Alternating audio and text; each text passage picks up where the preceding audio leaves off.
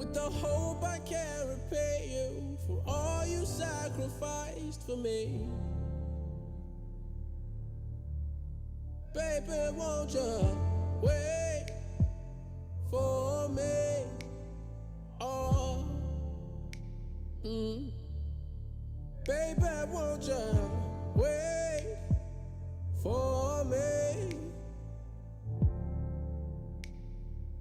Yeah. Wait for me. Yeah. Wait for me.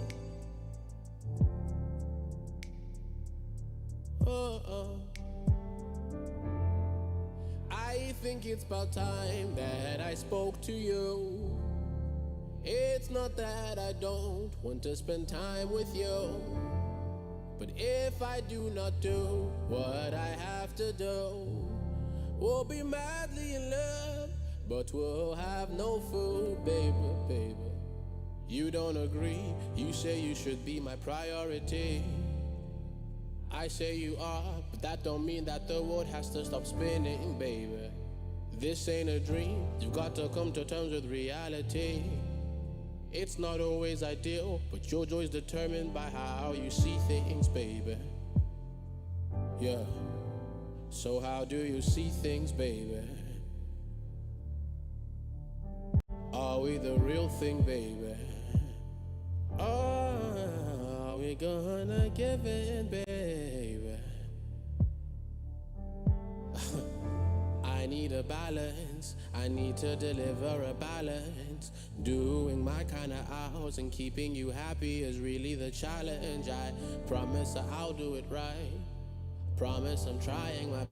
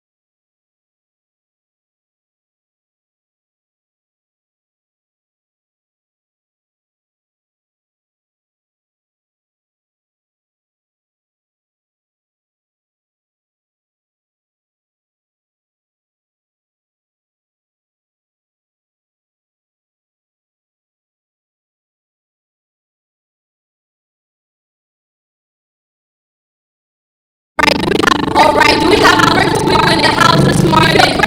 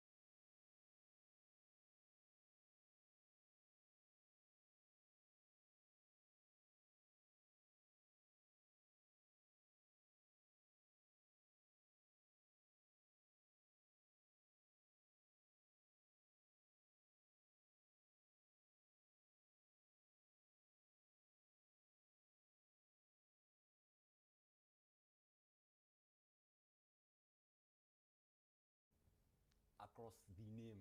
It took us quite some time, right? And then eventually we just, just chilled with our guys and we decided, what do we actually call this show? Exactly. And that's how we arrived at it, chilling with the popo. So yeah, welcome guys. First I want to think about how did we get here? I mean, that's a big question, right? Definitely. Like, how did we get here? Why are we chilling with the popo? Like, why is this conversation even happening to start with, right? But we know, like, if you've been in the news recently, over the past few months, past few years, and you're a young person that maybe looks like me or doesn't look like me, there's stuff going on in the news about interactions with young people and the police. And we just decided to have this really interesting roundtable discussion, to get a sense of things, right, with the major people that are playing in this space. Definitely. And to just understand how do we just navigate these conversations. Unnecessary. Right. So yeah, like for instance, that news that was trending recently. One Twitter person just put out that news about how she found out their neighbor's son was missing for a while. Yeah. And he actually was locked up in his cell for about 2 months. And nobody knew about it. Crazy stuff. So I mean, my name is Ife Johnson. I think I missed that at the beginning of this conversation. And interesting to know and to note is I work in a technology company as the chief of staff, and it's an exciting position I occupy. And I love my job. And you use laptop. Right? And I use my laptop. And I do not look like my job. That's what people will say. But I do a lot of hard work for the organization I work in. And I'll just hand over to my colleague. My name is all right. My name is Deborah, and we have some very interesting people here that would answer all the questions as much as possible. All right. So here we have up until last week the police PRO, Mr. SP Bala Elkana. You're welcome, sir. Thank you very much. Good evening. Thank you, sir. And we also have a very, very esteemed legal practitioner, Mr. Tunde Esong. You're welcome, sir. Thank you for having me. You're welcome. And then we also have a mental health expert, Mr. Dr. Adefemi Adeoye. I'm glad to be here. Thank you. You're welcome, sir. So, let's get right into it. So yeah, I mean, do you remember? What has made this conversation important to us generally is because a lot of our members have been affected by some of these scenarios personally. I mean, I remember LJ, one of our friends, really good friend of both of us, was somewhere at Ikorodu and he was asked to cut his hair. Like it was a crazy situation, road. right? Like, precisely. And there was some other guy. His name is Olumide. Also had a similar encounter of some sort with the police, and it's just primarily understanding these conversations for us. So, I mean, I'd like to just pose my first question to you, sir, and it's about the stereotypes, right? Like, how did we get to this place? Like, how did this profiling start? Why does the police think they need to target someone like that looks like me, for instance? Well, thank you very much. I came to Lagos in February 2019 as the spokesperson of the command. Before then, I was in Akwa Ibom as PRO. I was in Niger as PRO. But coming down here, I was really welcomed with a very different culture, different policing culture, different from the one I saw in Niger, different from the one in Akwa Ibom. This is quite hostile, mostly to the youth. Because the first 1 month, I got a lot of complaints from young people, a lot of calls about how they have been harassed by the police on the street. Now, that became my major assignment, to find out what is wrong. And what do we need to do to change that narrative? I've discovered that the gap between the police and the people, mostly the youth, was very wide. An average young man leaves his house thinking only about the police on the road. Right. what will happen, what will be my encounter with the police today, and that kind of fear is really on the mind of an average young man. Now, the assumption mostly, what I discovered, there are some teams that are working towards looking after Yahoo boys. Okay. And I keep on asking, how do those Yahoo boys really look like? That everybody that look like them must be tag Yahoo boy. My interaction with those police officers that complaints were made against, because I always like to ask them, why this young man? Sir, we suspect him to be a Yahoo boy. Yeah. How?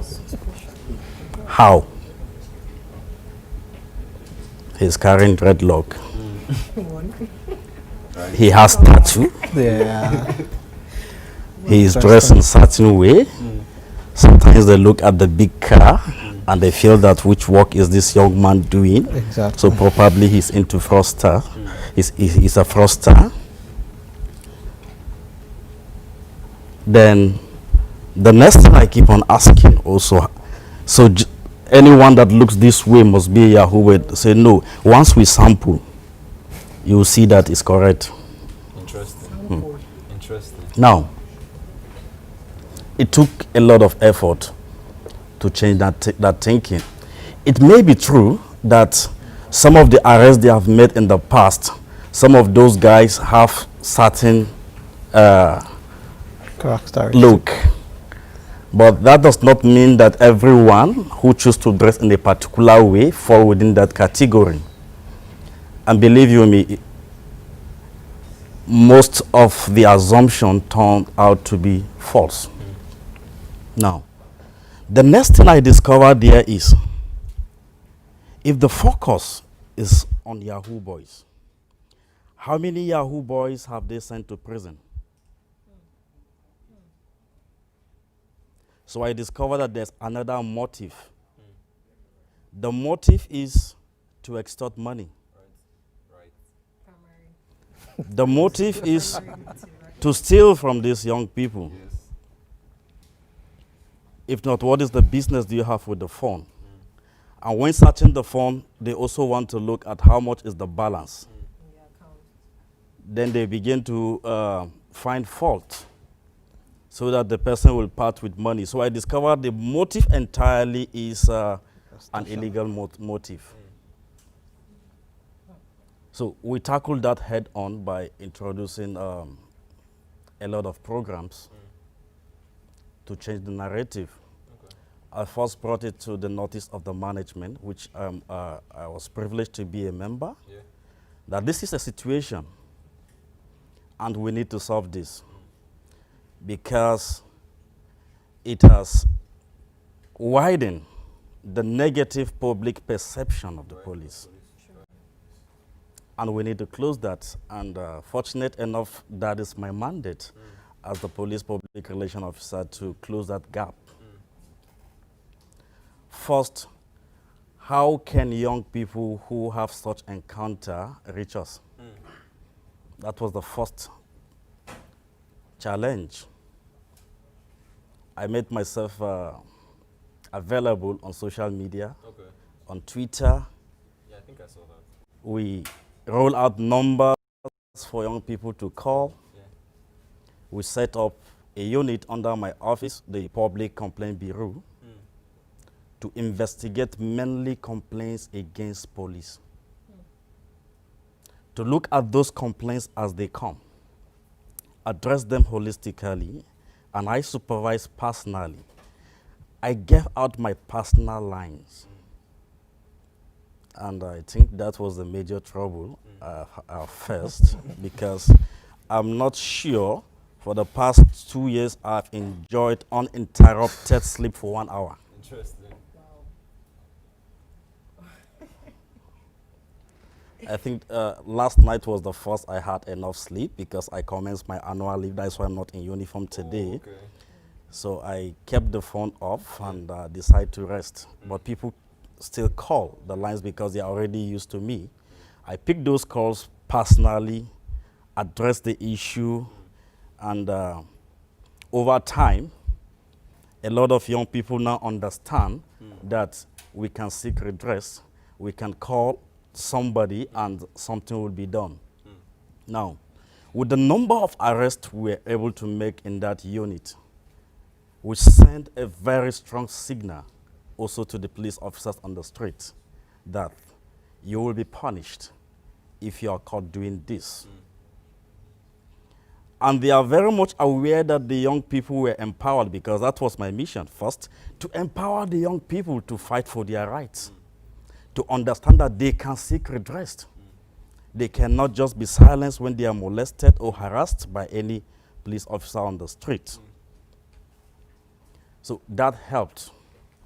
And we took stock of where we were 2 years ago and where we are now. Believe you me, I can look back and say we have come a long way. We are not there yet, but at least we have come a long way compared to what it used to be. Now, we had a very nasty experience early last year. A young man, it was difficult to identify who killed him. They were not even sure of the unit. The only thing that we had is SARS killed him, because anybody that wears that does not wear uniform in Lagos is SARS. That is the description to an average Lagosian, SARS.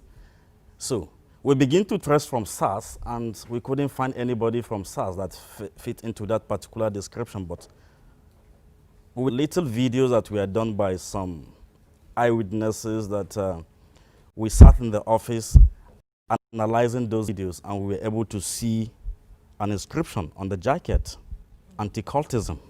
So they are not actually SARS, they fall within the anti-cultism unit. So there are two different departments? Quite a number of departments. So SARS is different. That is part of the thing I kept on saying, until you see SARS boldly written. They are not SARS. So look at what is written on their jacket. That is how to really find, trace that particular team. So we're able to trace the team onto the point of identifying those who actually went to that location. That was how we got the killer of Kolade Johnson. And we sent a very strong message. I did something strange. We did not just identify him. He was subjected to our internal disciplinary proceedings, which we call oddly run trial. We made it public. The punishment also was made public for people to see. I did not stop at that. I also called the press to come and cover it. They interview him just like we do, like we do to normal suspects. And by the time we took him to court, also it was covered. He was taken to Kirikiri prison in Black Maria. It was covered. Why did I do that? To send message to an average policeman on the street that this will be your fate if you venture into illegality. So if I hear you correctly, sir, thank you so much for that context. If I hear you correctly, the police force acknowledges that the problem exists. Sure, sure. Interesting. Because we are Nigerians. We live within the people, we understand, we get those complaints on almost every second. And we address them as they come. Then we did not stop at that. We also initiate a lot of trainings on human rights with the National Human Rights Commission and some partners. We're training our police officers on human rights issues. Then we brought in something new because of the peculiar nature of Lagos State.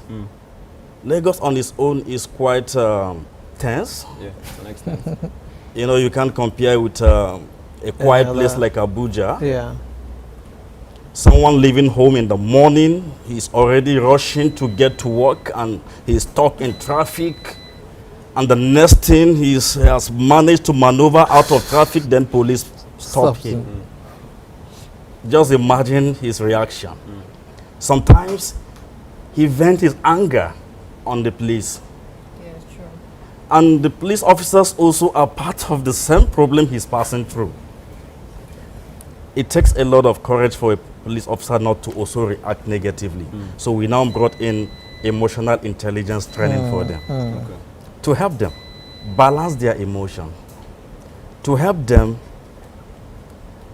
react positively in the face of such provocations.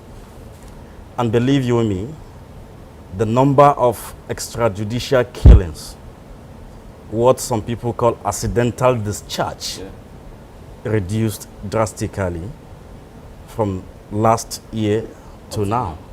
Reduced drastically compared to previous years. Interesting stuff. Interesting Okay, stuff. so I was going to ask a question. You touched on it, but I just want to, for the sake of the viewers, so this case of this man that killed this young boy that we're talking about, that's like one out of so many cases that we didn't really get to hear or see the outcome to the end of it. We didn't get to hear the whole story to the end of it. So, and you also said that since this has started, the journey, the results has been far better than before. We just want to know, like, if we're going to give statistics, how, especially for, okay, for example, the people that are just stopped on the road, those kind of people, when they are harassed like that, how many of those cases have we had to solve and these people get their monies back, or these officers are sanctioned, or whatever it is? How many of these cases have we actually had so far? Because it looks like a lot of these issues, we just hear that, oh, they will be handled, and then we don't get to hear anything about it anymore. I think the only one that was prominent is the Colade Johnson. Yeah.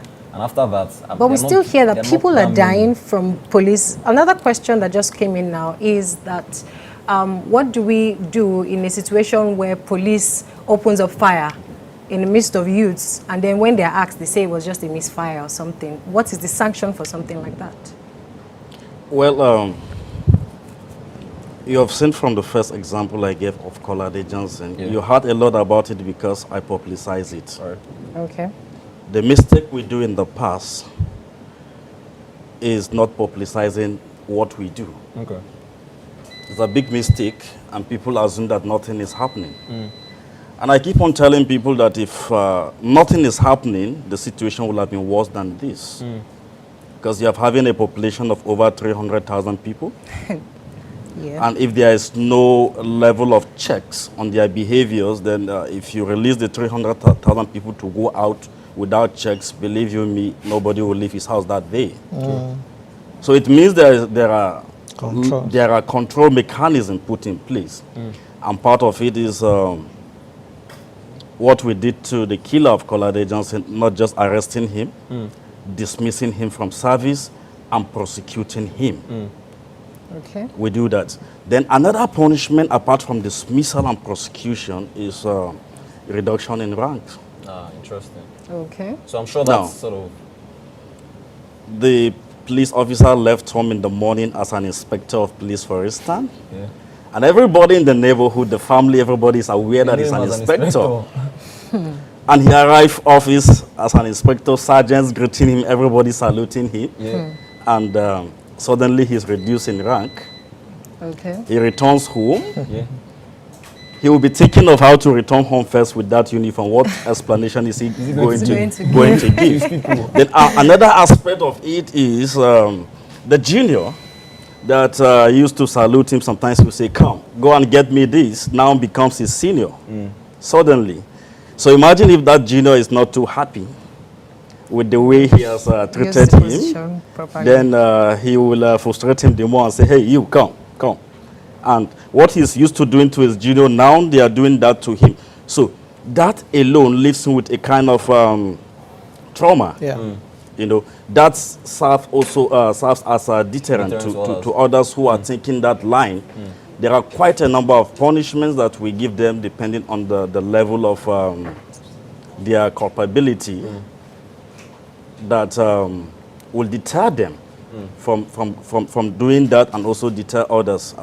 Then some of them that we discovered are no longer fit for service, definitely we send them out. Okay.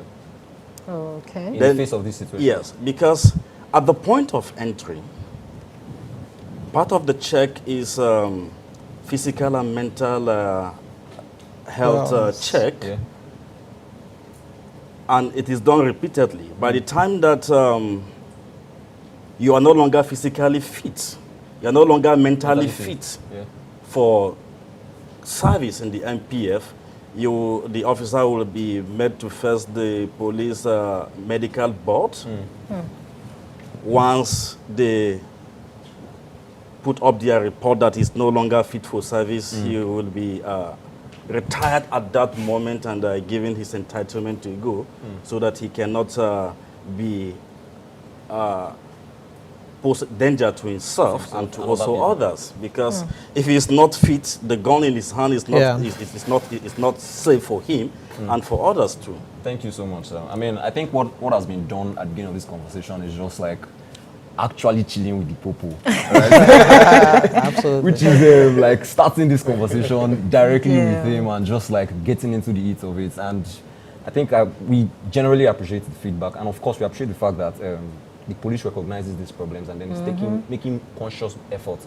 So I guess where the problem, and not I guess, I know for a fact that where the big problem is going to arise and why this conversation still arises is these changes have not been felt at the levels we want them to be felt. Exactly. Right, and that's why this conversation still remains valid regardless. So my next question is going to go to Mr. Tunde, so our in-house legal practitioner. Right, drum rolls. And I mean, I'd like to know, so I mean, he's given so much context, right? Like, he's provided as much information as possible about what is being done, what the situation is. And from a youth standpoint, for instance, I mean, when accosted by a policeman, how do I claim my rights? Does that thing exist in Nigeria, where a policeman accosts me and I start reading out my rights from the Constitution?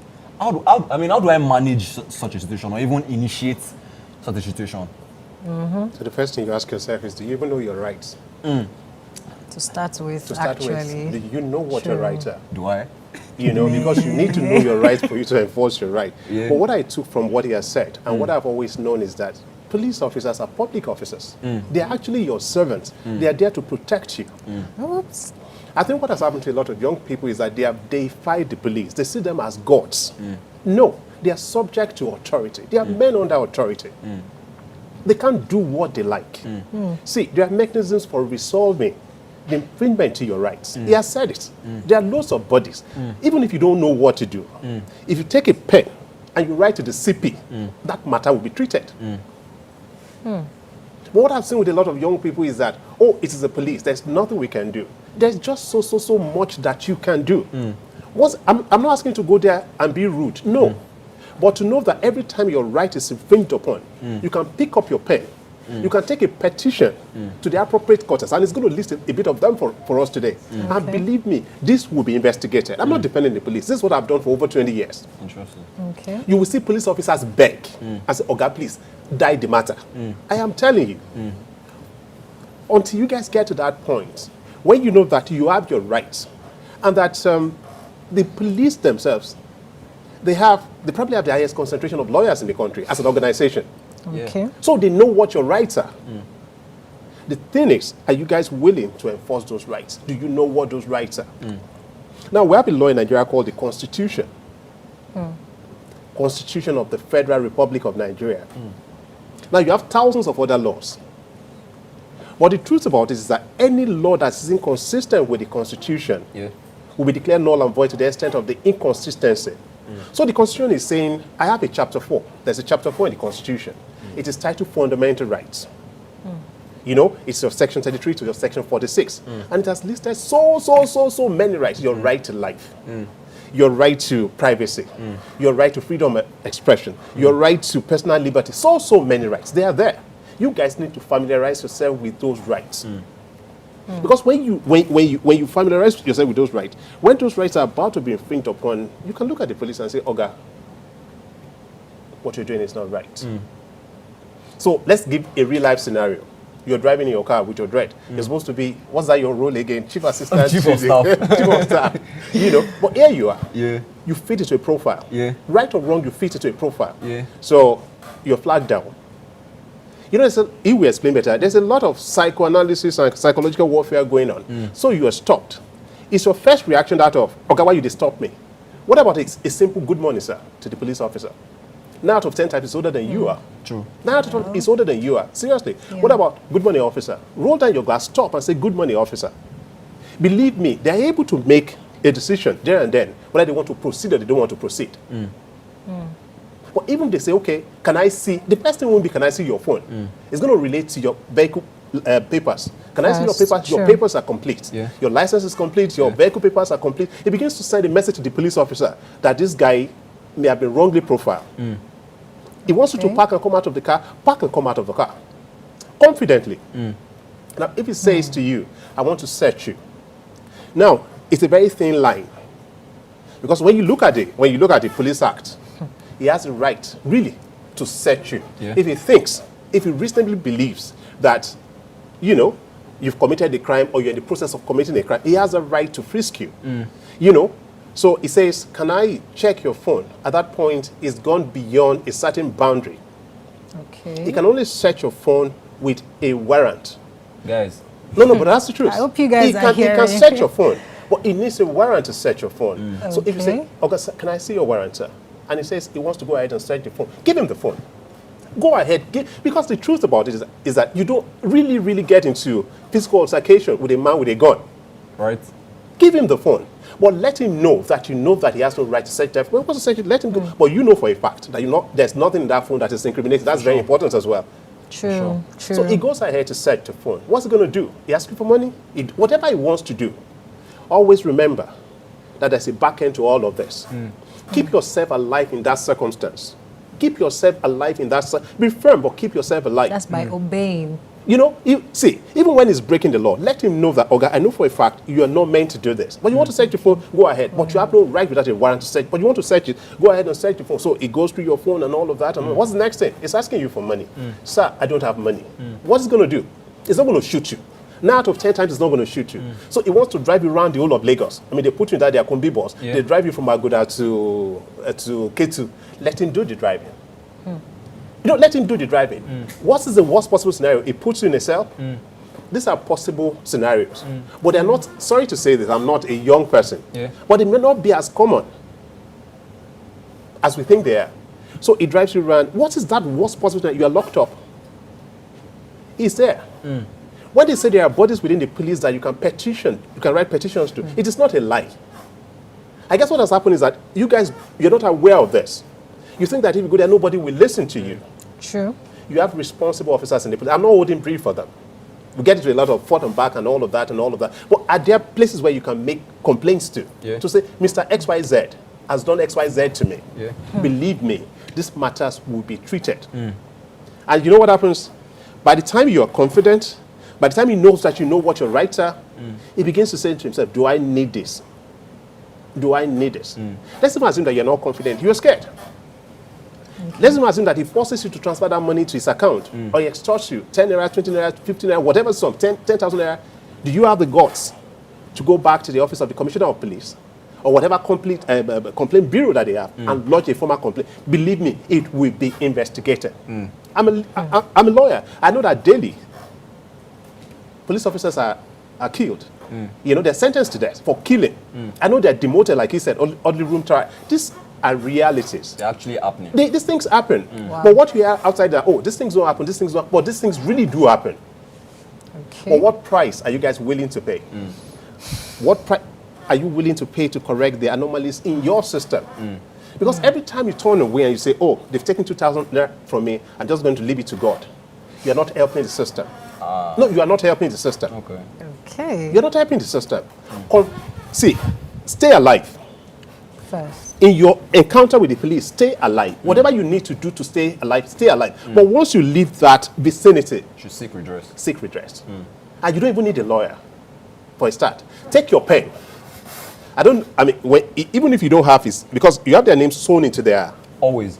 That's the rule, unless those in Maybe IRT SARS and all of that and all that. But you can do enough description of the area, the vehicle, and all of that. You guys are intelligent. You guys went to school. Yeah. Do that complaint. That complaint would be investigated. And when you have a mass of young people engaging the police like that, saying that you can't continue like that, then you will see the change you're looking for. But as long as you guys keep turning away from it, it won't work. So can you start by getting chapter 4 of the Constitution, know what your rights are? Okay. So if I hear you correctly, sir, Barrister Tunde has just said a lot, giving us a lot of gems. I mean, the most important thing is knowing the Constitution first before anything. No, know your rights. They just, you know the interesting thing about your rights. Let me just make it sure. The interesting thing about your rights, that even on that, I mean, for those of us who are older, we were here under military regimes. You know what? They didn't even suspend chapter 4.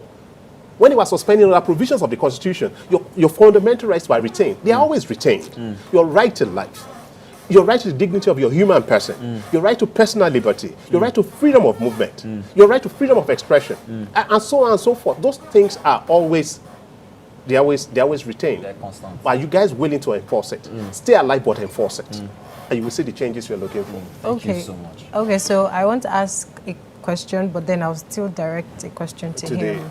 Yes, so the question is for him, and then I just want to ask you with it. In a case where someone has been, has had a meeting, a very interesting meeting with the police, and it just gets very disheveled and everything like that, how does a person collect himself together first to do, because it takes a state of mind. I feel like it takes a state of mind to do these things that Barrister has said. Sometimes it might not even be the first instinct that comes to your mind. It might just be you're feeling down, you're feeling frustrated. You probably won't even get violent if you're not careful because you're a young person, right? So, like, what's the first thing that you should do when you realize that even when you've done all the nice things possible, this policeman just wants to get something out of you? What do you do in that position? Well, thank you very much for that question. I want to re-emphasize some of the things Barrister mentioned. Okay. The best thing is to prevent a traumatizing experience with the police as much as possible. Okay. So one of the ways we could do that is using her emotional intelligence skills and relating with policemen. Okay. The relationship could be sometimes like the aggressor versus the victim, Exactly. or the oppressor versus the oppressed. Yeah. However, you could change that narrative. Most police officers have a name tag. They flag you down, Mr. So. Good afternoon, sir. Okay. They already know that you've identified them, and then they are likely to be a bit more sensitive. And of course, courtesy, smile on your face, and of course, you shouldn't be on the other side of the law too, because if you are wrong, you are going to be punished. But once you are not on the other side of the law, then you have nothing to fear, and then you approach them like the way you approach a CEO of a company that they are supposed to treat you the same way, dignity and all those things. But of course, most of our experiences with the police is not like that. However, in the unfortunate event that you experience the negative side, the first thing is don't self-blame. Okay. Reappraise what happened. Okay. Looking at, how could you prevent that in the future? Not that you're now going to be ruminating on, why did it happen to me? Exactly. It can happen to any random person. And we've seen people, innocent people, falling victims, So, but the emphasis of reappraising is to know how to can possibly prevent next time. And then sometimes, depending on how the events went, you could, talk to your friends. Okay. Sometimes they laugh at you. Sure. That kind of humor, using humor to break that stressful situation. And then you are able to now move on from there. But sometimes you might need to now seek a professional help in dealing if you have a major psychological experience with that. Like developing into acute stress, sleepless nights, PTSD and all that. So then you have to seek a professional help.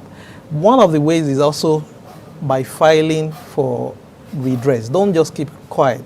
The fact that you're able to seek redress sometimes can heal. Sometimes you don't win in terms of seeking redress because sometimes the officer PR told us that the beautiful stories but it's not always beautiful. Some are suppressed. Yeah. Maybe, you know, you don't have the evidence, you don't have enough information, or you didn't know how to go about it. So you should also be mindful that it could go 50-50. So if it goes your way, you're happy. If it doesn't go your way, you know you've done what you're supposed to do as a good citizen. At that you know. point. So, Okay, sorry. The question that I was saying I was going to direct to you is, how long is too long for a guy or whoever it is that's been harassed to make a complaint or to seek redress? What's stopping you from doing it immediately? Why? Because I asked him, that's why I was asking, say for example, you actually get into that scene Traumatized. that we don't want, we all don't want to get into. And you know, sometimes some people take a longer time to recover. Yeah, true. So it doesn't mean that, when you think somebody has committed a crime against you, the beauty of the Nigerian law is that there's no time limit to it. If you think that somebody has committed a crime against you, you know there's no timeline. Those okay, in 5 years, in 10 years, in whatever, you can always lodge your complaint. But it punches more when you're able When to it's immediate, when you're able to do it. But people react differently. yes, sorry to cut you true. short. Yes. But someone asked online just now and said, where do we send these petitions? For instance, I'm driving in a bus going to Benin and I get accosted by SARS. I've heard a couple of friends have such encounters. I mean, not even in their cars, but public transport. Most times, even a cab, no matter how good looking the cab is, they will still identify someone, park the person, and bring you in some up. cases, outside of harassing the person, even go as far as asking the person to cut his hair on the road. So would you Otherwise, you lodge won't such a leave. complaint? You think to? those guys are what? I mean, with due respect to the police officers, you think they're not accountable to people? Every nook and cranny of the country, they're accountable to a system, and that's the Nigerian police force. They are accountable to a system. So you are going to where you can always lodge your complaint anywhere. And the beauty of it is that if they have to transfer it from one division to another, they will have to do what they have to do. Okay. But the point is, do not walk away from it. So what are practical steps to lodging? Okay, let him come let in. me take that. You see, one major problem we're all having as Nigerians is we don't really take security and safety issues seriously. Sample from 10 persons. How many of you have the number of your doctor? They will be looking at each other. How many of you have the number of the ambulance in case there's emergency? They will just be turning. Do you have the number of the police to call in case of emergency? No. True. You're waiting for the emergency before you call. Or you find We one went uncle. as far as setting these units, the complaint response units, for citizens to be able to call when they are in trouble with the police. Okay. Numbers were all out. Now, how many people have such numbers? The numbers are there. When you Google it, you get it.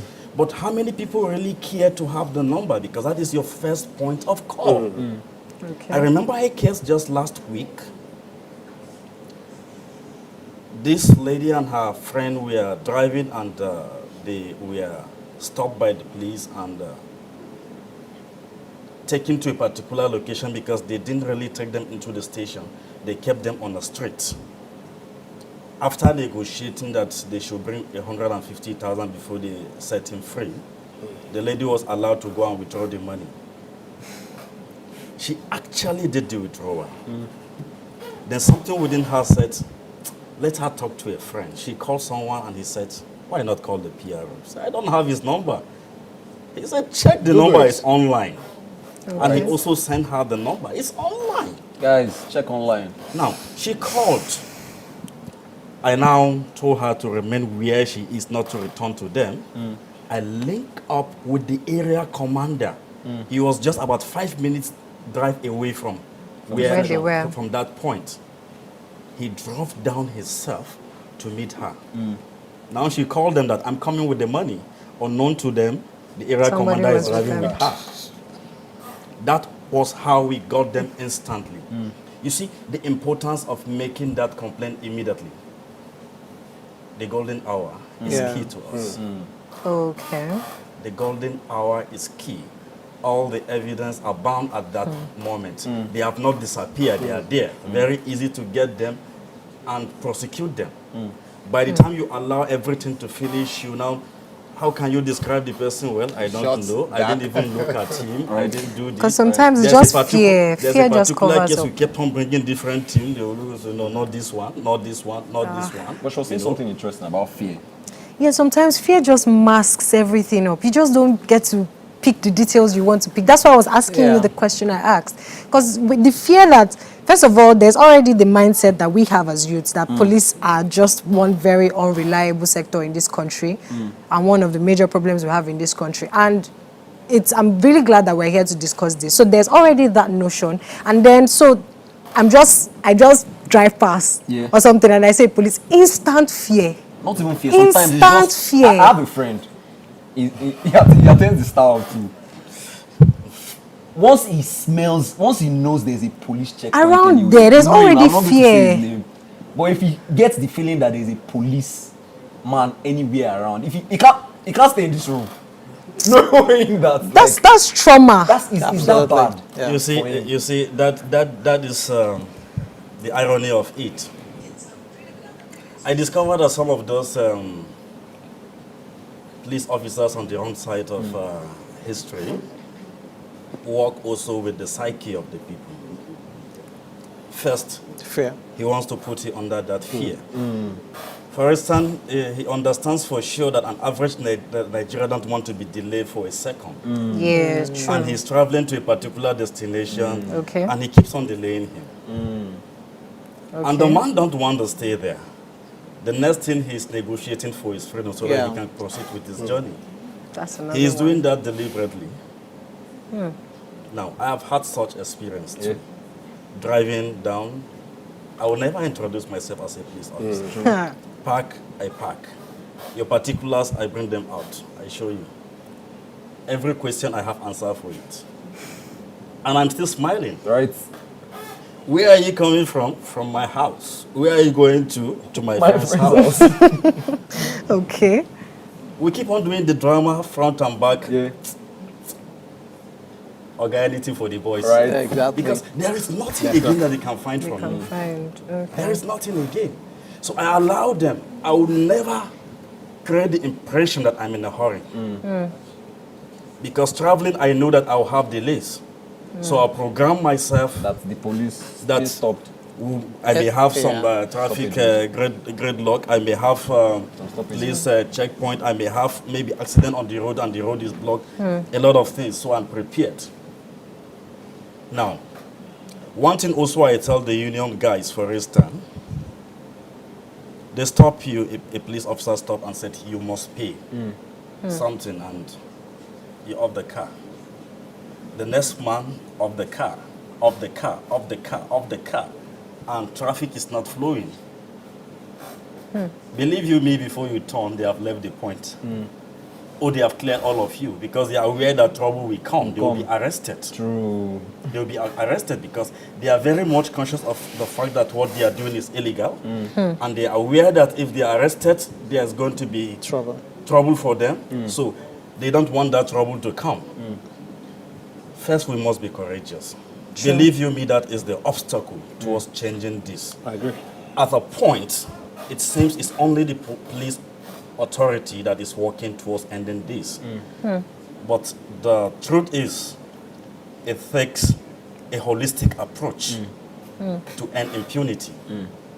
I have handled quite a number of cases. We have gone a long way. Then the victim will now tell you, I don't want to be the reason why a This policeman guy is is dismissed. dismissed from service. Interesting.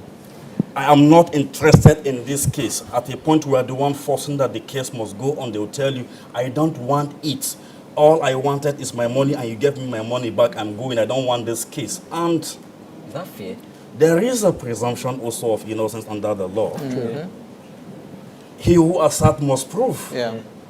Now you claim that he took your money and you are not willing to come and testify. And you want him to go to jail. You're only joking.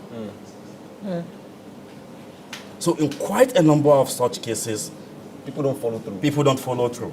They will turn out being the ones begging. Please, PRO, I don't want this matter. Interesting. Please, please, look at the way they are crying. look at them, they will dismiss them. I don't want this matter. Please leave this matter. I remember a particular case, a young man was arrested and he called his mother. She paid 40,000 before he was released. He came without the consent of the mother and we were able to recover the money. The mother came and said, I don't even want this case. I say, why? But you want impunity to end. How do we end it if we're not all courageous? I'm thinking about my life. That is what she said. And the life of my son. I said, well, I'm not sure the life of your son is different from my own life. Right. I have a mother too, I have a father. And I've also gone to school. So I have something to protect. Now, I put my life on the line because I believe that this is the only country I'm having. Yeah. And I'm also looking forward to a country where the boys I'm raising, I have 3 of them, will not be molested on the streets. Now, I'm doing this for the sake of these young boys that we're raising, to have a better country. Okay. Not because I have extra life to live. And you feel that you don't want to put your life on the line because it's not worth it, then you don't have the moral right also to complain. If it happens again. Yes, if it happens again. Because we must be courageous. That is the key word. We must be courageous. We must accept the reality that this is not normal. And we must change it. And the truth is that every society has the right to decide the kind of policing that they will have. Okay.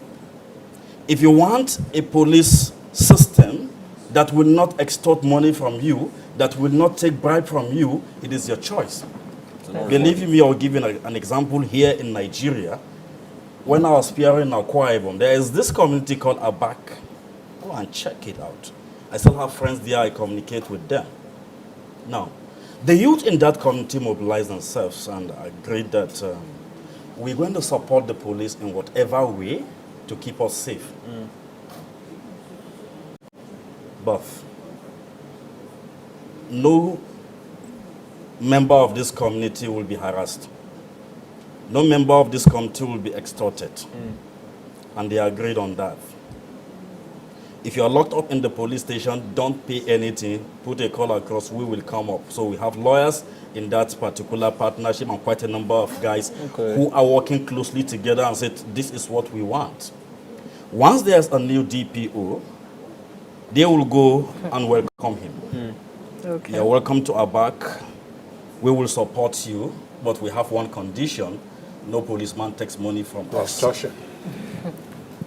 Okay. We will support you with whatever logistic that you need. We will give you information about criminal activities. We will even support you in getting those criminals arrested. But these are also our conditions. And believe you me, they have enjoyed those rights. Nobody dare deviate from what they have set for themselves. So that's an interesting. Then, if you move also to some jurisdiction, even within the same Nigeria, there's this question I always ask: why is it difficult for the police in the northern part of Nigeria to keep on extorting people, like we are seeing in southern part of Nigeria? Exactly. These are young people who are educated, enlightened, and you still extort them. As a PRO in Niger, I was in the office one day, an illiterate man walked into my office. He has not even gone to primary school. He came to my office, he said, I'm going to Abuja to see the IG, but I just remember that you can even solve the same problem, so I come to see you. I said, what is it? He now gave me something. He said, play this. It's a spy camera. I slot it down to my laptop and I watched the whole thing. He covered an extortion scene where he was extorted. They negotiated 1 million. What? Yes, Okay. 1 million to bail his son. Wow. And he gave $500,000. He had the 1 million, but he gave $500,000. and he gave the impression that he's bringing the balance. He was only going back to prepare. He got the spy camera, he returned, and he gave the balance. And look at the officer's face, everything, how he was taking the money. And we got the officer arrested, and I asked him, how did you get this idea? He said he listened to all those updates we give, mostly on the local stations and all those international stations that report in local language, like BBC, Hausa, and all this. And he followed it too. How much does it cost to get a spy camera? Just little amount. Little amount. Okay, the wristwatch is a spy camera. Until I tell you this is a spy camera, you won't know. And it's recording everything. You have a small button that is a spy camera. Nobody will notice that you are recording anything. You don't need to bring out your phone for somebody to beat you for recording him. Sure. Just have something little. These are things you can pick from the stores.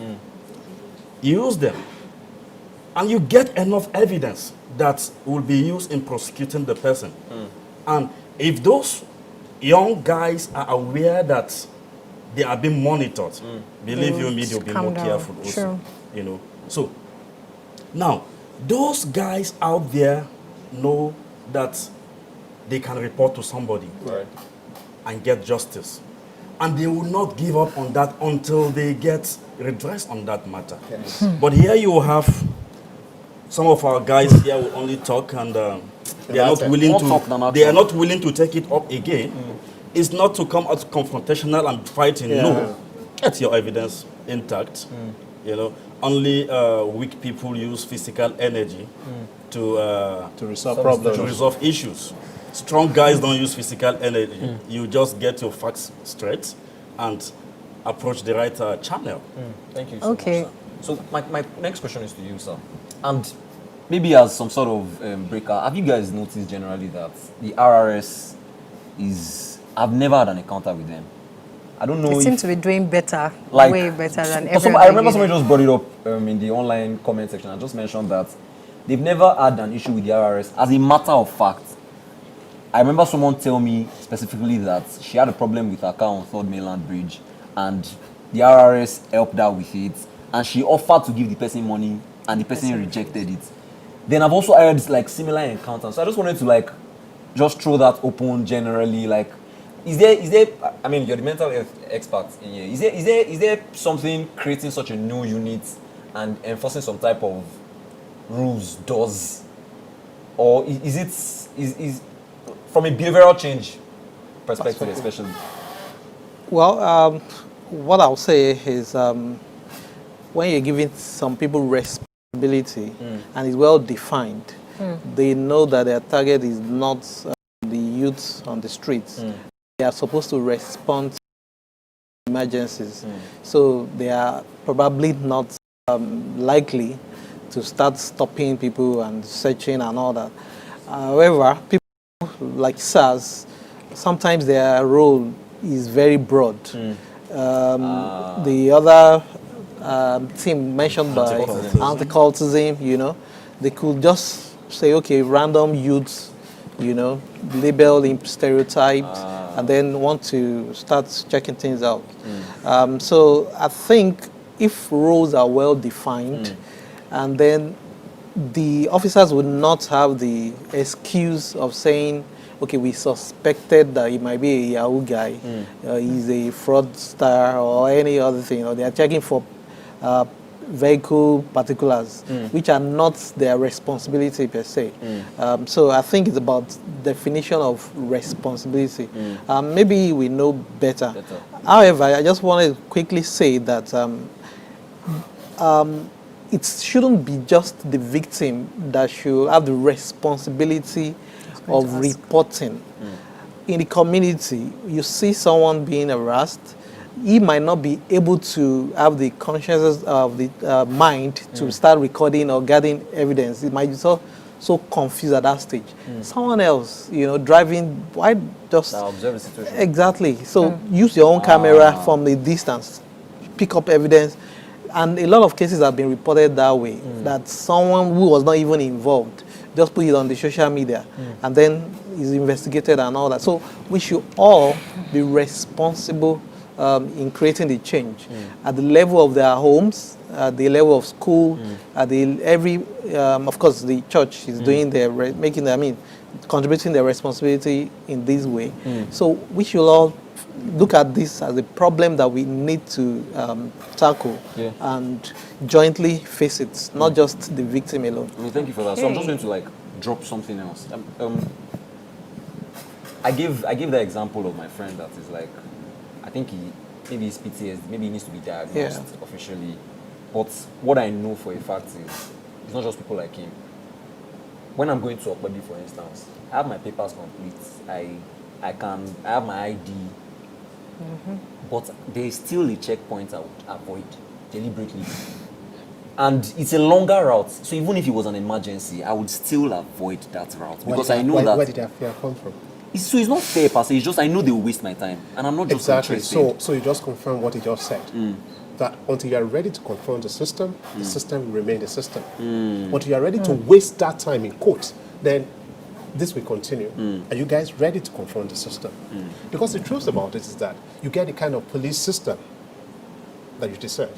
We've all created a system, and all of us can change the system by saying, no, this will not work. So your vehicle papers are complete, your license is complete, everything concerning your car is okay, your phone, you don't have drama there. You're a clean guy.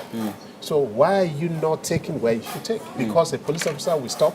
No, let him know that you have the time. If it takes a day, if it takes 2 days, that you have that kind of time. Because if you guys don't address this system, it's not going to change.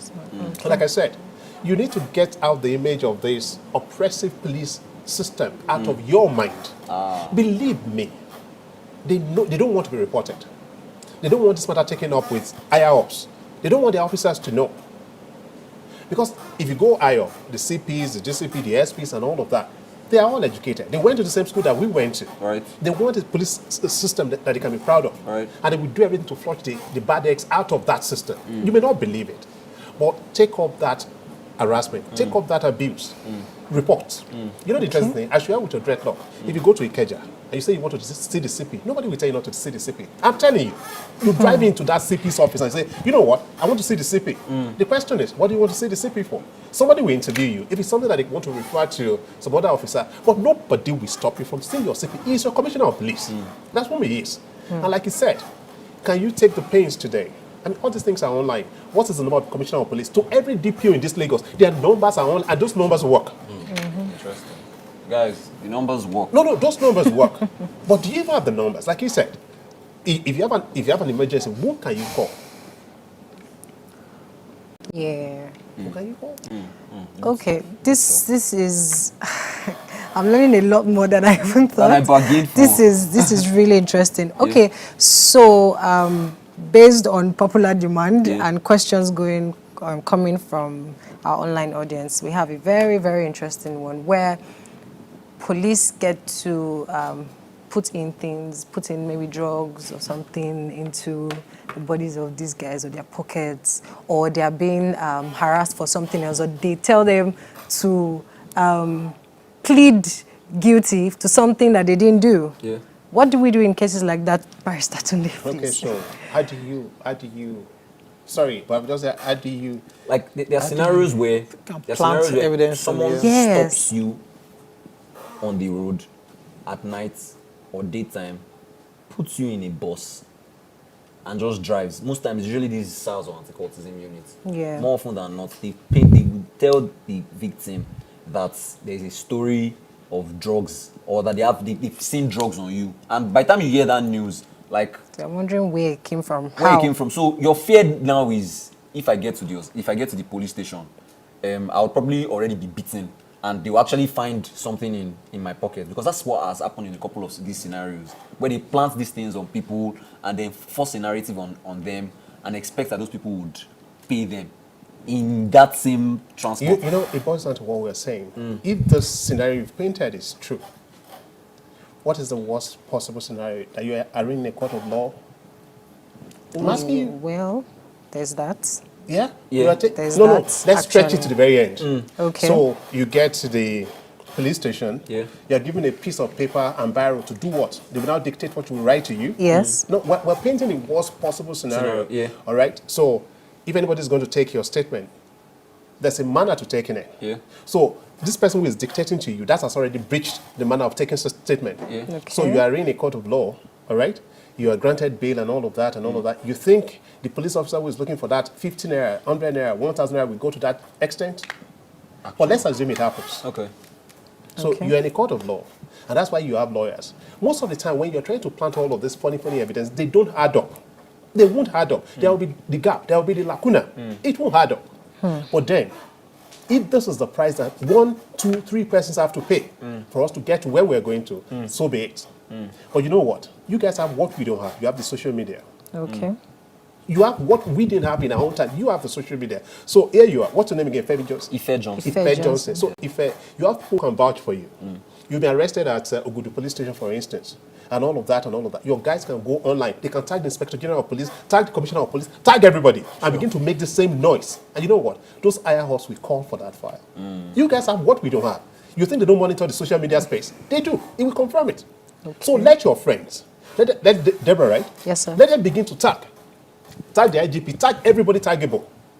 Make all the noise. They will call for that file. This is not that difficult. You know, I had a case once and all of that. I thought Panti wasn't handling it well. You know what I did? I requested that the matter be transferred from Panti to Alagbo, to the IGP, and it was transferred.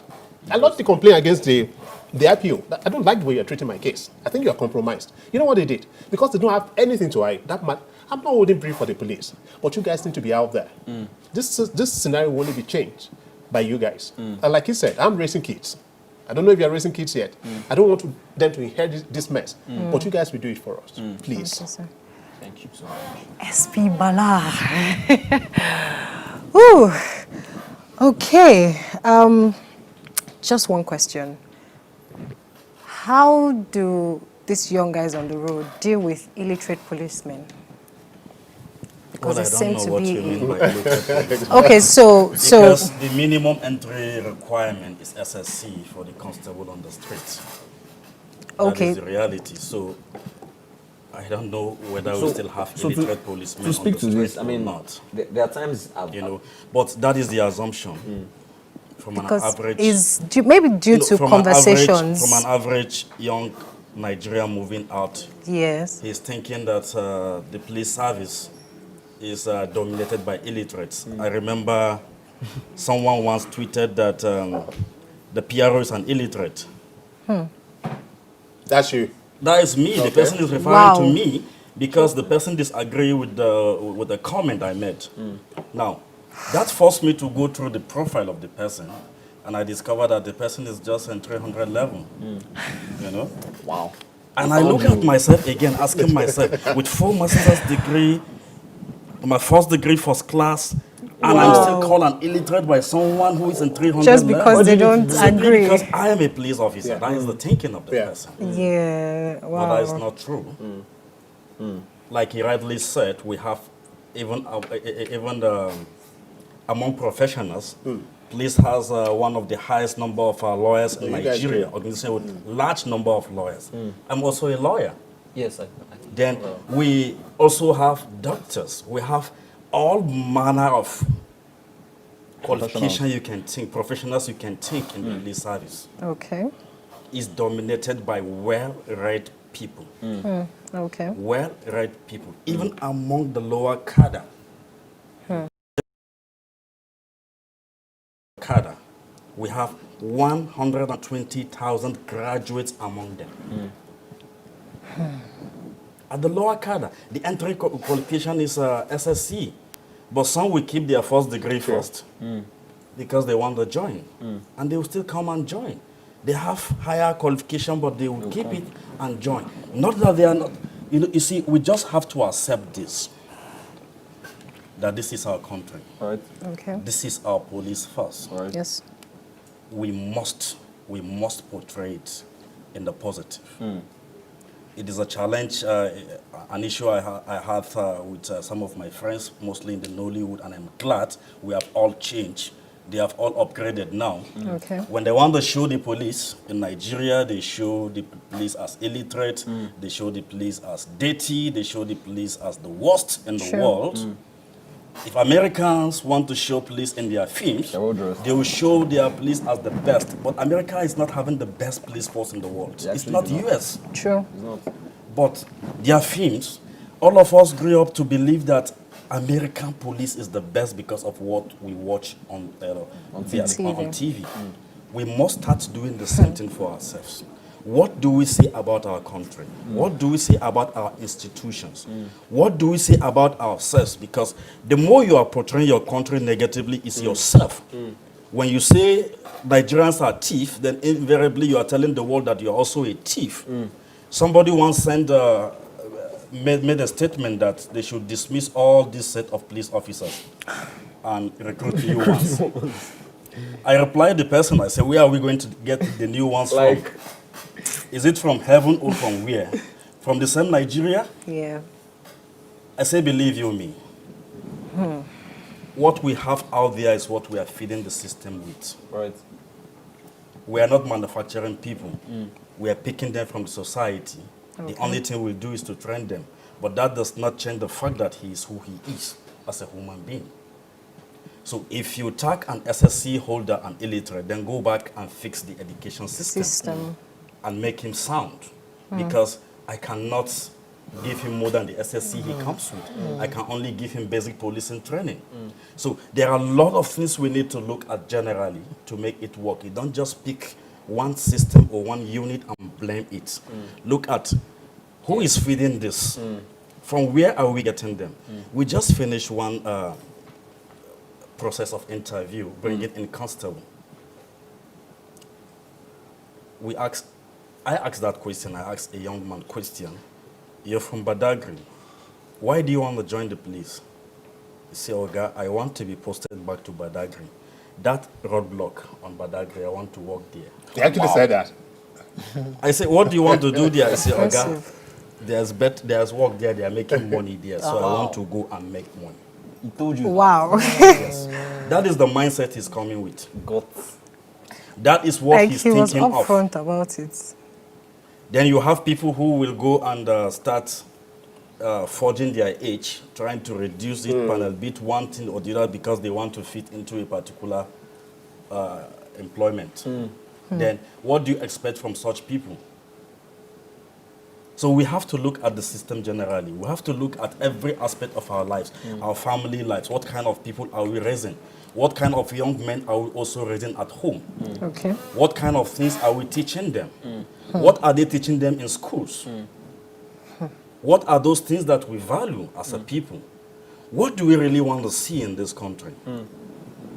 We have to decide this. Thank you so Okay, much. so just to, well, with what you're just saying, should we conclude, or for the time being, just say that it is more of a behavioral thing than actually just the educational part of this? So we're not saying that these policemen are not, we're not saying that these policemen are illiterate. We're saying that, oh, it's a behavioral thing. So like someone gave an example that he was stopped by a policeman and harassed for not wearing a face mask, and the policeman was not even wearing a face mask. So should we say that this is more of a behavioral thing? I think you said that earlier where you were saying something about him being who he is. You see, it has nothing to do with your educational background. Okay.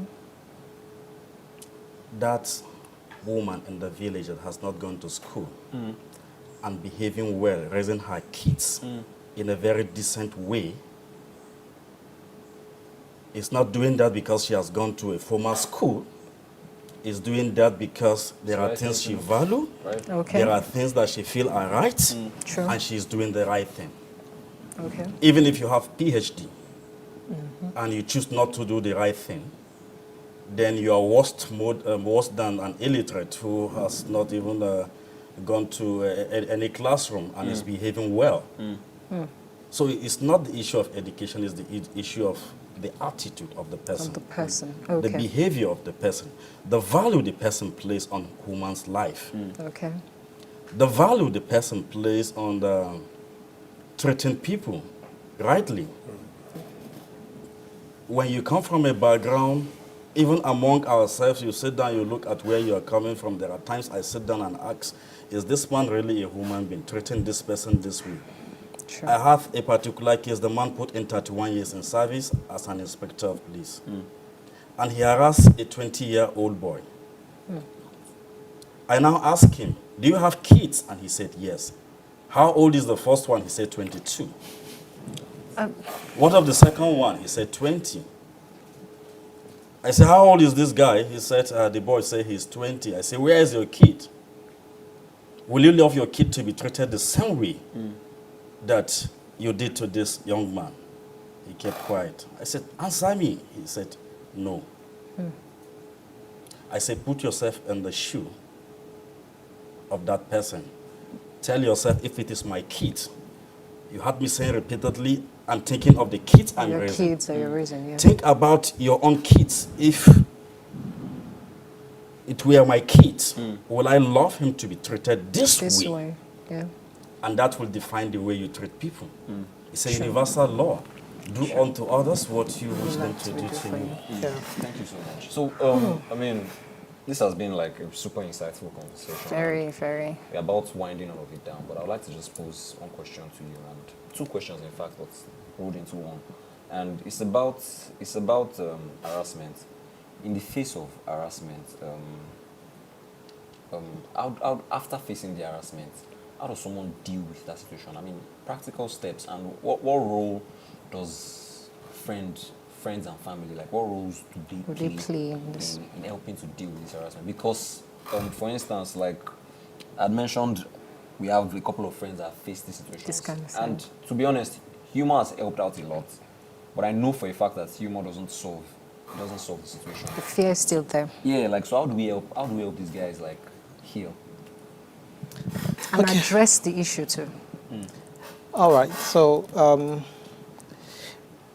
a traumatic experience, we all react differently. So personalities also matters in the way we deal with certain situations. So some people will just soak it in and then they are able to move on, you know. However, looking at the family, friends, sometimes we say problem shared is half solved. So when we're able to tell them, okay, this is what I went through, and their own responsibility is not at that time to start blaming you. Oh, why are you also wearing dreadlocks? Why are you driving late in the night and all that? Empathy, realizing that, okay, this person has gone through a stressful situation, and then be able to empathize with him or her. And then if they have relevant information, okay, how can you address issues? Were you beaten? You have any physical trauma? Yeah. Get access to health care? Did they take things from you? Can you link up with the lawyers? Can you call the police contact you have online and all that? So the friends and family, their responsibility is to be able to help the person see help or get help, you know, by linking them with, okay, support system. Identify, okay, how do you feel about this experience? Let the person talk. Talking is very important because you're able to now ease out the tension and all that. And then sometimes if you now notice that this person the behavior has changed, is going into the shell, doesn't want to go out again, and fear is becoming overwhelming, then at that stage you know that this person needs a professional help. So you also link him or her to that, you know. But generally, I would say that you owe yourself the responsibility of your own safety. And realizing that dealing with police, you have to be smart about it. So you prevent trauma or traumatic experiences as much as possible. But of course, sometimes having done all you need to do, you still get into that trouble. I already said that earlier, that you don't self-blame. You look at, okay, realistically review that situation knowing, okay, how could I have done better? Is it the way I communicated? Is it the way I reacted when the officer approached me? Or is it something beyond my control? Because you can only manage situation within your own control. If the officer is drunk, for instance, you probably had increased risk. So that's not really within your control per se. The only thing you can do is to find a way of getting away from that scenario. But if he's someone that you could approach, communicate, be civil, be respectful, and then always learn to excuse the fact that it is not your own fault per se. It is rather the failure of communication between a responsible officer and a citizen, which the communication line should be of that of dignity. And even if he's seeing you committing a crime, there's still a way to approach the person and let the person know their rights. You know, your right to keep quiet until you get a lawyer and all those things, you know. Okay. But that doesn't happen in our system. But of course, you could also turn that event around. People have lost loved ones, and they now start a foundation, you know, in the memory of that particular person, and then start a foundation that is going to benefit the society. So if you've encountered police, you've been traumatized, you can actually turn it around, can start a network, online or offline, that we now start educating students at school level how to relate with police, changing their mindset about police, and even the police, the truth is they also need a bit of education. Not even a bit, a lot, you know. So when you were talking about illiteracy, it's not the illiteracy of going to formal education. It's actually the education that we all need as a population, how to interact with ourselves with dignity, you know. People in this environment, you want to see the person beside you, okay, am I at the same level with this, or I'm at a higher level? Can I oppress him? Is he poorer? Is he driving the same car? You know, that's the way our mentality, rather than respecting the human dignity, whether poor, rich, young, old, you know. And that's the way a police officer should relate with citizens. And the citizens too should relate with the police, not looking at, okay, this police again, you know, and then you start reacting that way. And that's one of the things that make people to even be more traumatized, that ordinary police officer, he harassed me, he did this to me.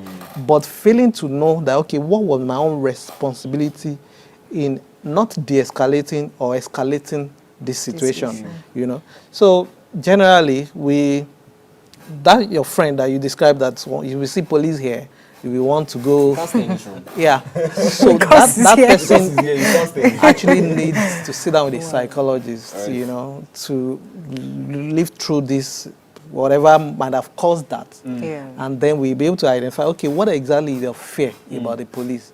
And then maybe we'll take a stroll to the PRO.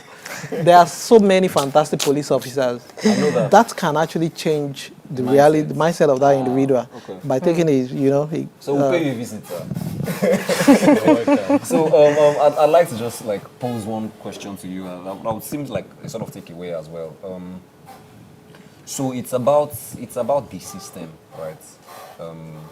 From a constitutional standpoint. And from a knowledge standpoint. From a knowledge standpoint. No, I'm posing my question generally. So, and where I'm going is this: people consider that policemen are hungry, right? And the system has sort of enabled it, right? And in the face of that, it's mostly a case of someone that is hungry. How would the person behave in line with the ethics, right? So, in the face of this, right, how would you recommend young people to react to this situation? That's one question. And the second question is, I'd just like your final thoughts on this subject matter generally. Okay, so your generation is beautiful. Your generation is lucky. Your generation is blessed. I was asking you when we came in today, I said I was probably in the farm and not a lovely studio like this. All right.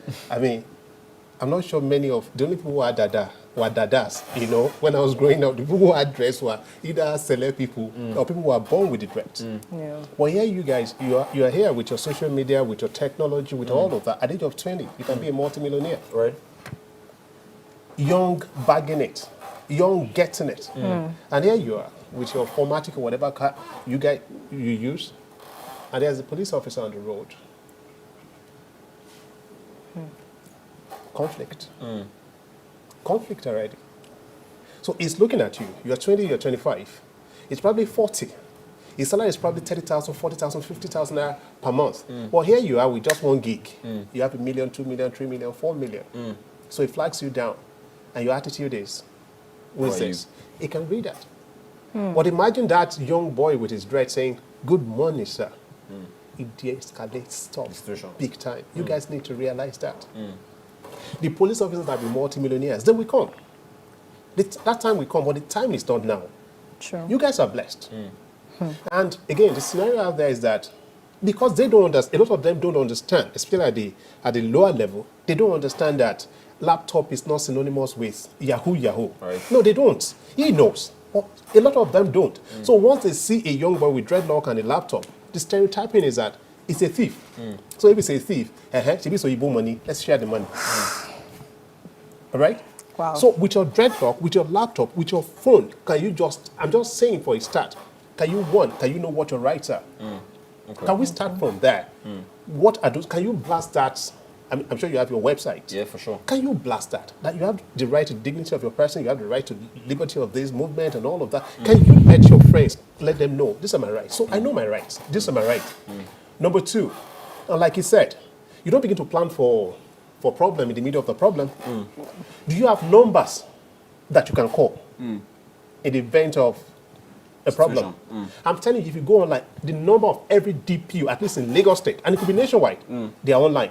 Can you have those with you? With all of your technology, can you have, means of gathering evidence? So that even when you're talking to a higher up, you can say, I'm not lying, this is what happened. And these things are tenable. These things are very easy. It's spoken of that pen, it's spoken of a wristwatch, basic things. Okay. Can you have a civil conversation with a police officer when all has failed? When everything has failed, are you willing to escalate and go to the very end of it? Are you willing to form societies, organizations to say, okay, we want better relationship between the young people and the police? And like he has said, instead of the NGOs being who is supporting Lekon or who is supporting Erica, instead of it being about Big Brother, can we have civil society movement? But, I mean, the people you mentioned their names today, all the Wale Soyinkas and all of that, in their 20s, in their 30s, they were already engaging the system. They were going to prison because of the system. You guys are all of that, but you are pulling back. Whom do you? I mean, I'm 50. It's probably 50. You owe yourself the duty to make this country what you want it to be. It is your country now. It's your time now. Yeah. You are all graduates. You are all educated. And you are complaining about the system not working. It is your responsibility to make that system work. If it doesn't work, don't blame anybody. But believe me, we're here to help you. Okay. And believe me, the resources are so huge. Even in Lagos State, you have what you call OPD, the Office of the Public Defender. Those places are there. And many of the Office of the Public Defender is that even if you can afford to pay a lawyer, if you go to Ministry of Justice, they will give you a lawyer. And please, you need to let go of this. They are lying. It doesn't work. Things work. Just I'm just going to give us hands, some. man. It's going to give us some names. Places you can go to. If you lodge believe me, if you lodge a complaint against a police officer, it will be investigated. But I'm going to ask you, what do you have to back this up? You guys are the techie guy. I'm not. You can get enough evidence. But beyond all of that, don't complain about the system as it is. People are, your government is corrupt, your president is corrupt, or whatever. A society is what we permit it to be. This is a society that you have permitted. This society that you have permitted. I remember as an undergraduate in 1988, 1989 at the University of Benin, we were rioting against SAP, Structural Adjustment Program. We went to the street. There were soldiers under the military regime. Schools were shut down, not because of court activities, and because you guys, you owe yourself the responsibility to build your nation. It's easy to blame the police, to blame the older people. But what we did in our own time was that we confronted the system. We didn't turn guns against one another. Build the system that you want. Build that system that you want. Because what you have right now is what you've permitted. But you need to let go of this fear of the police. And get involved. Please, get involved. Guys, build the system that you want. Get involved. Get involved. It's your That's country. it. Get involved. Awesome. Ooh. Good stuff. Thank you so much. So yeah, finally, right? It's been a lot of good stuff, like going lot. end to end, and I mean, Ooh. I'm excited about the takeaways and actually putting these things to practice. But there are a couple of things that like still big on people's minds, and one trope that has been going constantly on our socials at the moment is SARS. Everybody's just saying end SARS. End SARS, end SARS. Someone literally said all these stories people are even talking about. First start with ending SARS. So, I mean, I'm just going to have you address that situation while you also give us your takeaway, your final takeaway for us from this conversation. Very unfortunate. Quite a number of the cases we have handled that bordering on extortion have nothing to do with SARS. Interesting. It's just because SARS already had a kind of reputation in the mind of the people. Yeah. And everybody, a Lagosian says, and Mufti anywhere is SARS. They are not SARS. Whenever there is anything on social media tagging, complaining about SARS, the commander SARS will say PRO. Look at me again. It's not my men and they are still calling my name. And the funniest aspect, even after investigating, you discover the team. The reporter will still use the word SARS. True. SARS is just a unit created to deal with armed robbers, Right. special anti-robbery squads. Yeah. And we did a lot of things in Lagos here to keep SARS focused on what they are created for. Which is why, over the years, you don't hear of a major bank robbery or any serious robbery that will go on in Lagos unchallenged. People are not asking this question. Like we hear in other states, armed robbers will go, operate for hours unchallenged. Not in Lagos. Because we have a dedicated SARS team confronting those armed robbers. You don't confront armed robbers with conventional approach. You don't confront armed robbers with soft minds. You need a different approach, different from that you address a normal citizen to deal with armed robbers. Which is why you have the unit called SARS, dedicated for that, trained for that purpose. These are courageous young men putting their lives on the line to keep everybody safe. And believe you me, they lost their lives almost on a daily basis. It's not on the news. To keep everybody safe. So by the time you say end it, what do you replace it with? Do you want us to take the policeman that is trying to be civil and polite to you to go and apply the same method to an armed robber who does not understand grammar? Or nobility. Yes. It has nothing to do with grammar. He comes to kill, to steal, and to go. To destroy. So you need those guys. So what we did to SARS is making sure that they don't return that energy to harassing citizens. So we kept them where they should be. Now we discovered a challenge. When SARS was handled, anti-cultism became a concern. True. Because that is the unit that is dealing with cultists now. So they are looking at people with mark, with cultist mark. So anybody with any mark, they will pick him first and look which mark is that. And they begin to harass young people. We discovered that, and coming back to the question you asked, while the rapid response squads are well behaved, because of the leadership. Because of the leadership. The same thing, we put a very strong commander in SARS that has fine control over his men. We discovered a gap in anti-cultism. The commander anti-cultism was redeployed by the commissioner of police, and a new commander took over from him. Because once the guys are misbehaving, believe you me, their line manager has lost control. This is a regimented setting. Okay. The line manager should be able to have fine control of his men because they are into a small unit under a supervisor that should be able to deal with them without allowing it go out. So if you have complaints coming over and over from the same unit, definitely the head must go. And that is the approach that the Commissioner of Police kept on taking, sanitizing that particular system. Now, we are having another challenge because of the experience over the years. The youths in Lagos have built a kind of resistance already, a kind of mindset already when they are leaving home.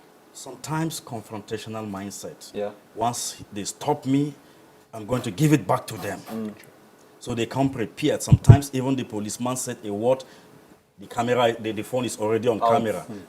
The policeman asking, why are you recording me? Yes, because I don't trust you. That's why I'm recording you. Already you're already provoking the young officer on the street too. True. You're not friendly. So there is the need for us to drop that particular mindset. Go quietly, be polite also, just like he said. Listen to the questions he's going to ask you, give him the answers that he needs. A policeman stopped a vehicle asking you a question, and the next thing you are insulting me. I was once a victim of that when I was 1 star.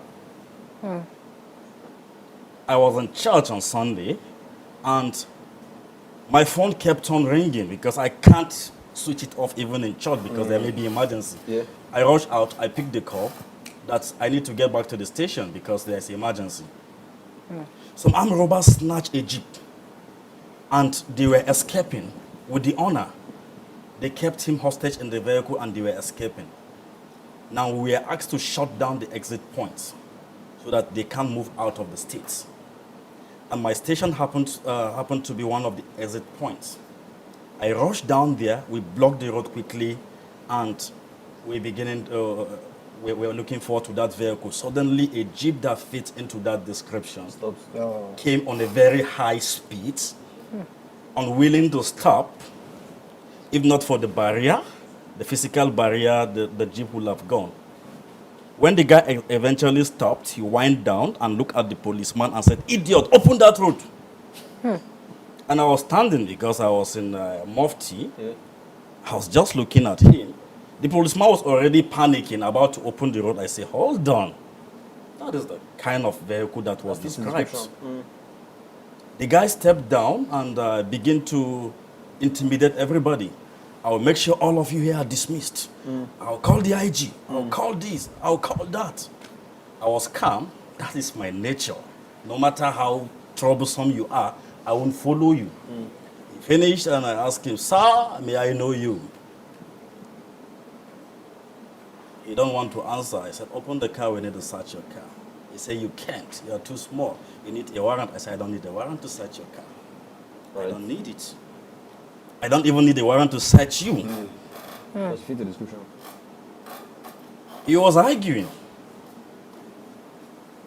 He brought out the phone, so he began to call everybody. And somebody was telling me from the other side of the phone, "Please allow him to go." I said, "No, I need to search his car." We searched the car. We recovered 4 AK-47 rifles from the boot of his Jeep. And it wasn't even the guy you were looking for. He wasn't the guy we were looking for. That was why he was trying to beat that point. And by harassing them, working on their psyche too, he felt they will open and he will move because he's riding a big Jeep and he posed as a big boy and making all manner of threats and all these things. We got him arrested. So sometimes, look at the vehicle that fits into a particular description, even if it turns out not to be the one, and the man approached in that manner, you know you have seconds, the police officer has seconds to take decision. Should I stop him? Should I let him go? As he's trying to escape, should I open fire? Should I leave? Within seconds for him to take decision. So if your approach is negative, you may end up a victim. Because he's taking decision within seconds. So don't make yourself a victim of that decision he's going to take Okay. at that particular moment. Okay. So okay. I have a choice then, as the man is trying to escape. Do we use firearms to aim the tire? What if the vehicle somersaults? Somersaults, yeah. What will happen? What if those inside the vehicle are innocent people? What if they are actually armed robbers? You begin to ask yourself all these questions. At the end of the day, you may just let go, weighing all the options and said, well, let me not kill an innocent person. But believe you me, discretions are not the same. If 5 of us are asked to take decision in the same circumstance, we may not take the same decision. True. You know, so you have to also be careful as you are approaching them, because they are also working under difficult situation. They need to take decision. Help them to take the right decision. Okay. Thank you so much, sir. SP Bala, Dr. Femi, and Barrister Tunde. And SP Bala, before we say bye, please help us talk to your people as well. Young people are not enemies. I know you're doing your best, but you need to talk to them. I was sharing with a few of them on, some days ago that as a young person, I had my drama, plenty drama around me. Now, I wonder what would have happened to me if, I was a young person now. But the officers then treated me like, younger brother, a bit rascally and all of that. Maybe just appeal to your people. Of course, then we have to engage the system to say what is wrong, we'll protect our right. Yeah. Or maybe more of the training will be, can you just treat younger people as younger people? Younger people will come with different dynamics. Things that will not matter to me, they will matter to him. All this testosterone and all of that. Can they just be calmer in dealing with them? We don't want to get to a situation where you see a police officer as a young person and you panic. It's not good for the system. It's not good for them. We just appeal to you that more training should be done so that these people do not become endangered species as well. And to the younger people, we've said our own today, right? We've advised, we've begged, we've appealed. Right. We've told you what your rights are. But when the situation escalates, whatever you do, try and be alive. Continue to be alive. Thank you so much for good stuff. Guys, SARS is important. That's what he said. They are doing a very tough job behind the scenes. Yes. Very, very tough job behind the scenes. Yes, exactly. And to just wrap all of this up, practical steps have been given to us, right? Like a lot of really practical steps, and there will be more. I mean, we're going to have some other snippets from this conversation be posted on our socials and our channels. Exactly. But I need you guys to know the police is an important part of our communities, right? And we can't do without them. This conversation further justifies it. True. This won't be the last chilling with the popo, right? Survey. And but we can all agree it was a good conversation. Yeah, we're hoping that the next one will be on a better and a very, cordial note. Right. Instead of tackling issues upon issues. Right. So we can actually it's a chill. step ahead. Man. Because it seemed heated for a bit. Well, yeah, thank you so much for taking time out to speak with us. Yes. I mean, it's been an exciting one. And that wraps it up, guys. It does. So I hope you guys really enjoyed this, because we did, and we learned a lot, and I hope that you did as well. Don't forget that this is the Starhub, and this is part of what we get to bring to you, and you can also be a part of us. Our service times, we meet on Sundays online for now. We meet 10:15 a.m. and 12:15 p.m. 2 services every Sunday on all social media platforms, IG, YouTube, Facebook, wherever it is convenient for you. Just join us, and we are so glad. We will be definitely glad, for you to join us. And come on. We definitely would love to have things like this more often, based on whatever it is that we need to address as youths. And please let us give a round of applause to our amazing guests here, please. Thank you so much, So guys, that does it. Thank you for tuning in. Exactly. See you next time. Bye-bye. Peace. Bye-bye. Woo. Thank you so much, sir. It was great to have you. Are you guys done? Can we? Yes, thank you so much, sir. Thank you. Thank you, guys. Thank you. Thank you so much. All right, man. It was great to have you. Damn, man. That was quite enlightening. Thank you.